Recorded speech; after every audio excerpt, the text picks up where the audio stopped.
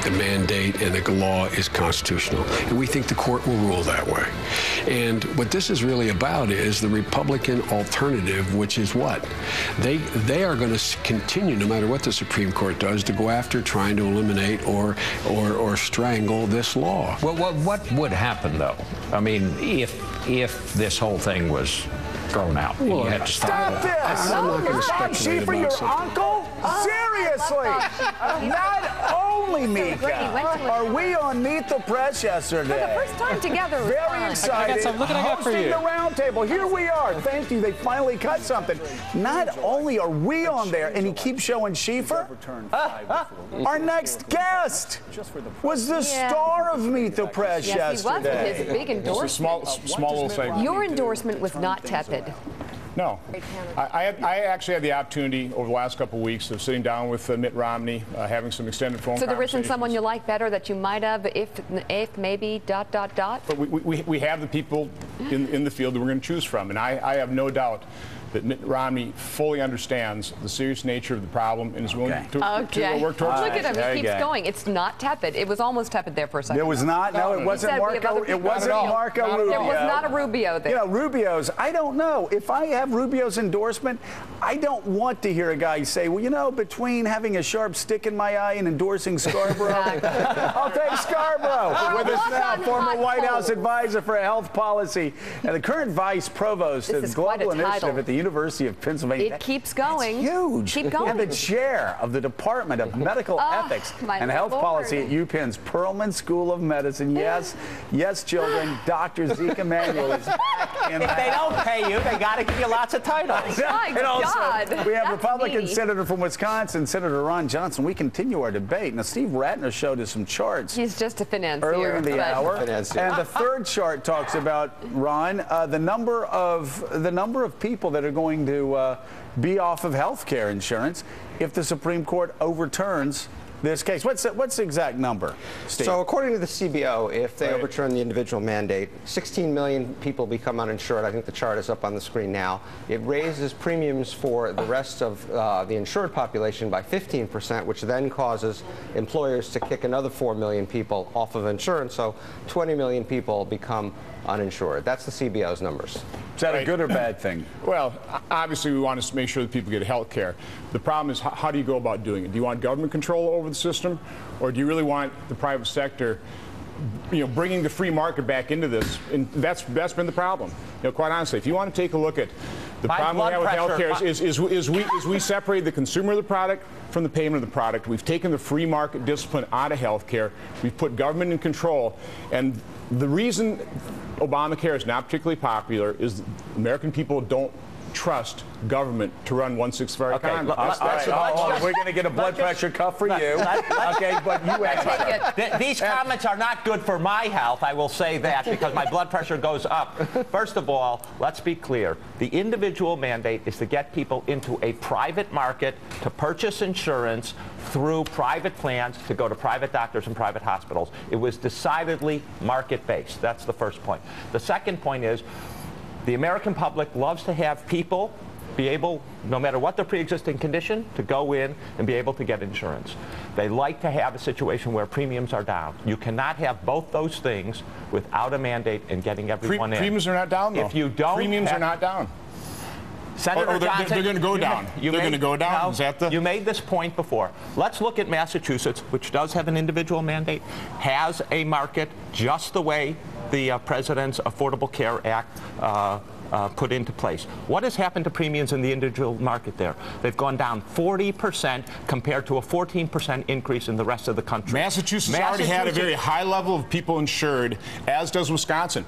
Wisconsin did not need a health care law to get 95% of the people insured. You do not have 95%. You have 89%. Here's the problem. If this is going to be a private plan, why, when Obamacare finally kicks in, every time you use statistics, every time you use statistics, they're a little off. No, they're not. You don't have 95% insured. Only Massachusetts has over 95%. In Wisconsin, and that's because they have a mandate. How can you say it's private health care When you really take a look at the true cost of Obamacare, when it really kicks in 2016, when it's really kicked in, it'll be $2.4 trillion over that decade. And here's the chart. I don't know. I mean, here's the real deficit risk. You know, Steve, you were talking about you were talking about the revenue. I think I've got another one here. Absolutely. Thank you. Now I'm out of it. All right. But here's the deficit risk, because this thing supposedly is going to be paid for by taxes, fees, penalties, and then cuts to Medicare, which you were talking about. Where are those going to be achieved?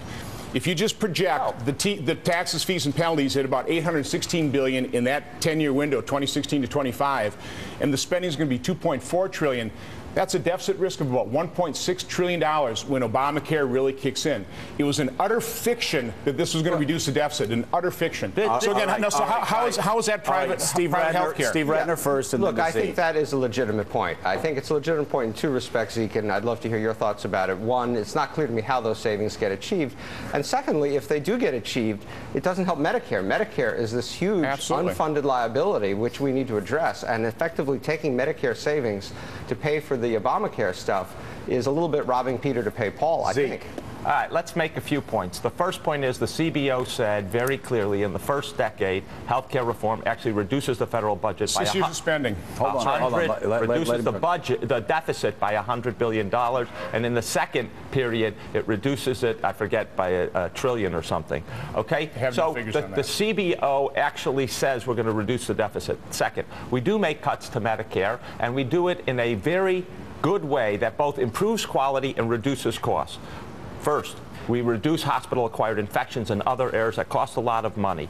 Second, we reduce the preventable readmission substantially.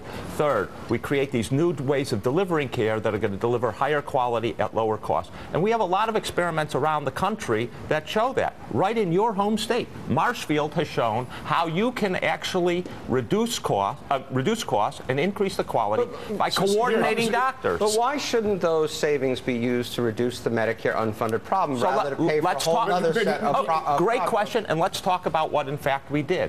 When we actually looked at the trust fund, the unfunded part, we actually went from it exploding or stopping to be fully funded in 2016.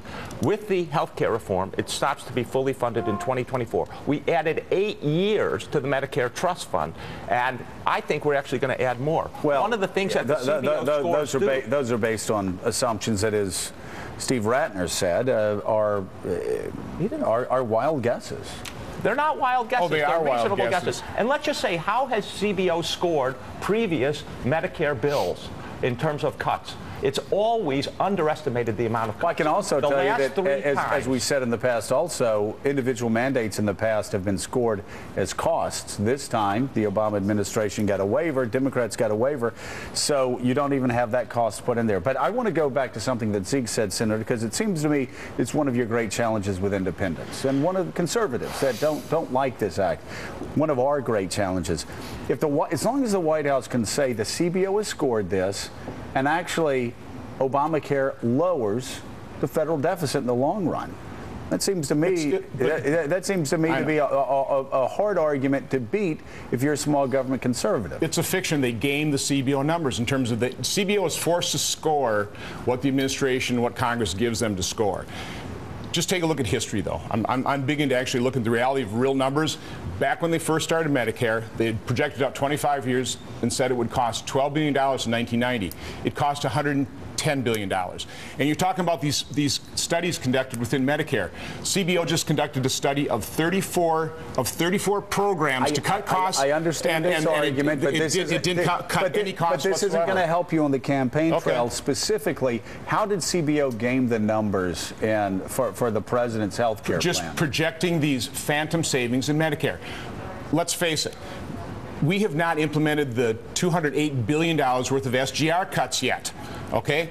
Why does anybody think that Congress is going to actually implement the $529 billion worth of the first 10-year cuts. You don't much less the $1.6 trillion that will be required to be cutting Medicare in the time frame of 2016, 2025, when the real bill really comes due. So where are we going to get $1.6 trillion for the cuts? I want to put up your first chart that talks about revenue, and I want to look at this 50%, because that 50% of savings is what we're debating right now.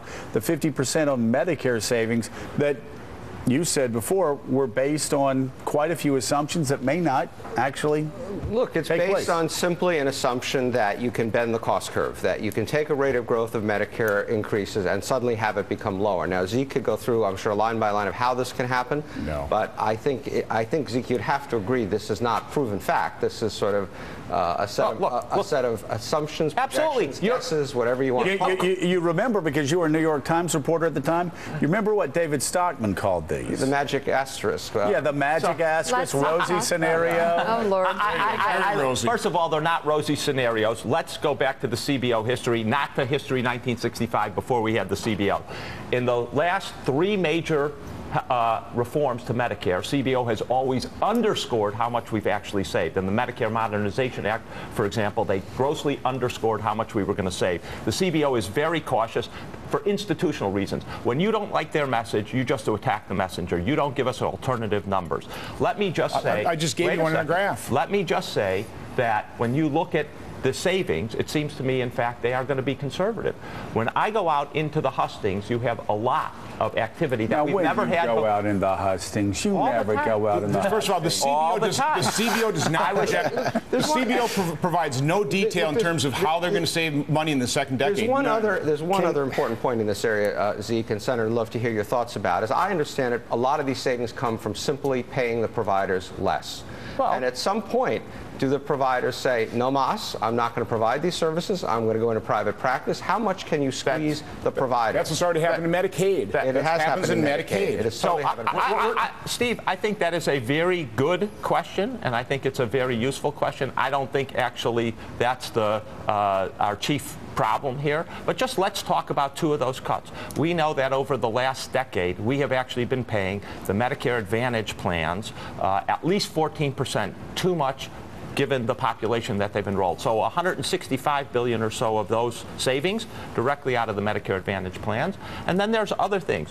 Look, as lab tests have gotten automated and you don't have a person looking in the microscope and counting the number of red cells and things, and a machine does it, we've actually never had a decrease in productivity. All right, final word to the Senator. Joe, let's face it. The American people realize that you can't cover 25 million more people without adding a dime to the deficit. The number of broken promises that President Obama made in this health care law are legion. And that's the problem. The American people simply don't believe. One simple question. They understand the government can't do this. Senator, the government can't do this. Senator, what's your alternative? We had 2 years of debate, and we never had a credible Republican alternative. How about what President Obama promises to make tort reform a top priority? He didn't exactly do that. One of those broken promises.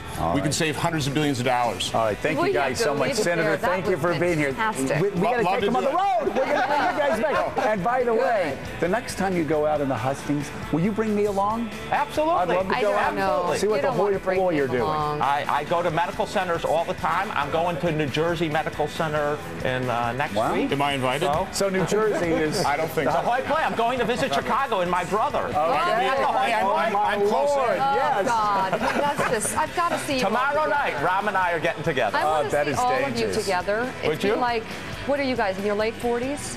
Early 50s. Early 50s? Sorry.